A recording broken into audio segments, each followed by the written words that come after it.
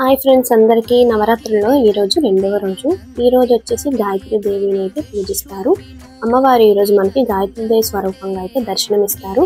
కాబట్టి నేను ఇంట్లోని గాయత్రి దేవికి అయితే అమ్మవారికి అయితే పూజించేస్తున్నాను. ఆవిడకి ఈరోజు ఇష్టమైన ప్రసాదం వచ్చేసి పులిహోర.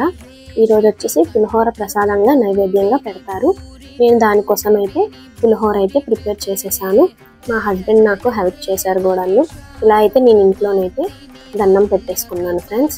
ఇలా మొత్తం క్లీన్ చేసుకొని అయితే మళ్ళీ ముగ్గులు పెట్టుకొని అమ్మవారికి ఎదురుగా అలంకరించేసుకున్నాను. ముగ్గు పెట్టేసుకొని మొత్తం పూజా గదినంతా సర్దేసుకున్నాను.